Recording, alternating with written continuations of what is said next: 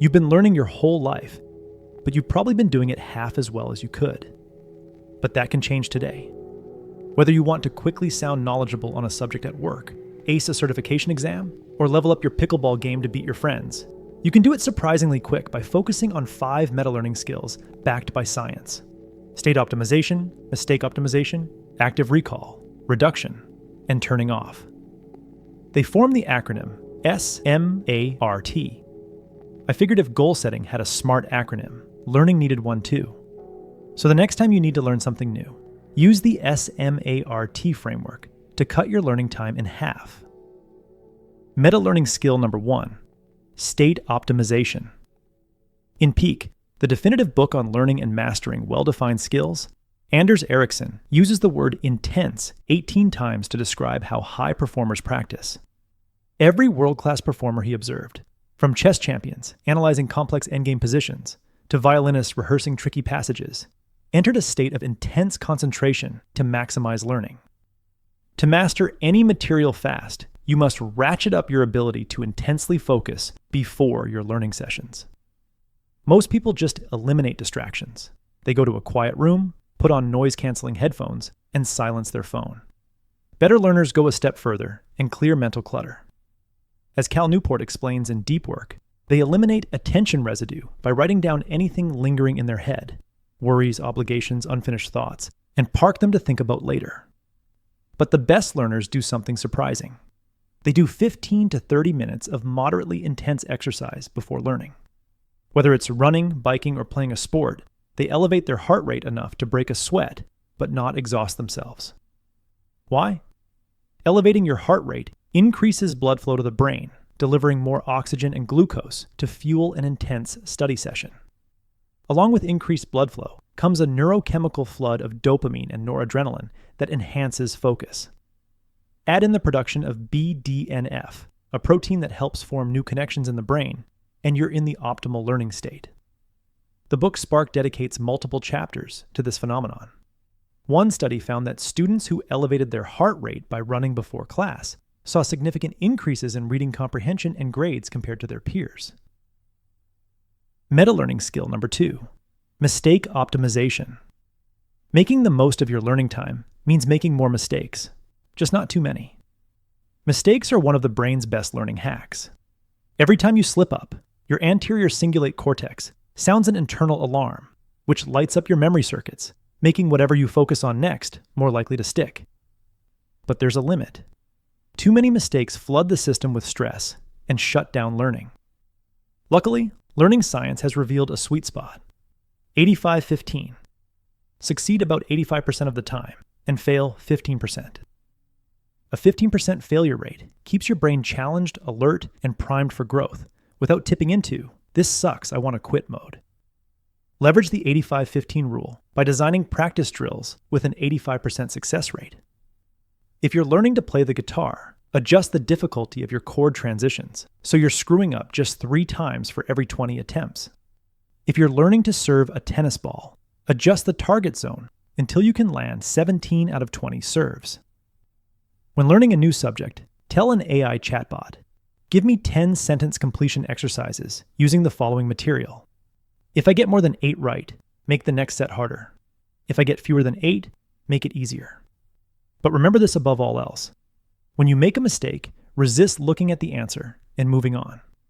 Instead, let the sting linger as you understand why you got it wrong. That's how real growth happens. Meta-learning skill number 3, active recall. Make It Stick is my favorite book on studying, and it boils down to one message: effort equals retention. The more you work to retrieve information without looking at notes, the more likely you'll retain that information. Struggling to recall information creates strong and smooth neural pathways. Think of it like paving a trail through a forest. Each time you struggle to find your way, you clear the brush and pack the dirt a little firmer. The next time you're having a conversation and need to recall information you've just learned, you can race down that path and access it with ease. Simply reviewing your notes doesn't give you the same easy recall abilities.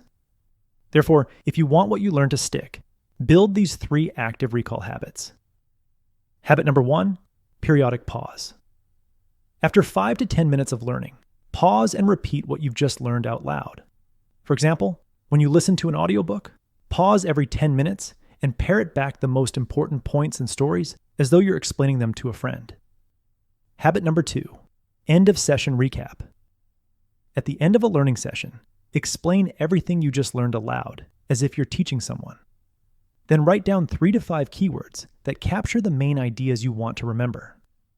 Add them at the top of your notes or in a dedicated recall list so you can easily find them next time. Habit number 3, start of session recall. Before diving into new material, spend 2 minutes explaining what the keywords from your last learning session mean without looking at your notes. Remember, if you find retrieving information from memory difficult, that's a good thing. Effort to retrieve equals retention. Meta-learning skill number 4, reduction. Reduce what you're learning to one thing, one acronym, one sentence, one page, or one visual. One acronym. Turning what I learned about learning into a SMART acronym took effort, but it's something I'll remember for the rest of my life. One sentence. After reading Atomic Habits, I tried to capture the essence of what I'd learned in a single sentence. Small improvements compound over time, so focus on building systems rather than chasing goals. The effort to refine that sentence makes me more likely to remember it. One page. When I studied negotiation for a month, I reduced everything I learned to a single-page cheat sheet with 6 key tactics. One visual. When learning about spaced repetition, I understood the concept better after I took out a sheet of paper and drew a series of forgetting curves that got progressively flatter after active recall. The more you can compress and simplify what you learn, the greater you'll understand and retain it. Complexity fades from memory. Simplicity endures. Meta-learning skill number 5, turning off. The last but most important skill to accelerate learning is to turn off your conscious mind and let your brain consolidate what you learned as you rest. You can think of studying and practicing as drafting the blueprints for improvement. When you sleep, your brain uses those blueprints to renovate itself. Sleep is often an afterthought when people strive to master a subject. But in peak, Anders Ericsson's research shows that masters prioritize sleep, averaging about 1.5 hours more each night than the typical adult.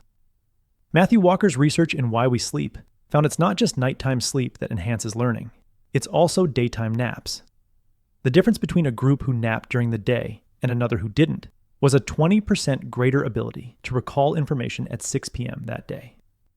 Sleep, in the form of a full night's rest or a midday nap, not only cements what you just learned, it also refreshes the hippocampus so you can learn and retain more information in your next learning session. So if you want to sound smart and look skilled in record time, focus on the SMART learning framework every study session or practice. State optimization.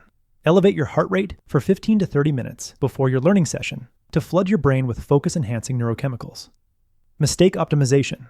Design practice drills to hit the 85-15 sweet spot. Active recall. Periodically retrieve recent lessons from memory without looking at notes. Reduction. Always try to simplify and condense what you learn into an acronym, a sentence, a page, or a visual to make it stick. And then turn off. Make sleep a priority, because that's when your brain consolidates and cements what you've learned. If you would like a one-page PDF summary of this framework for your next learning project, just click the link in the description below and I'll email it to you. If you already subscribe to the free Productivity Game newsletter, this PDF is in your inbox.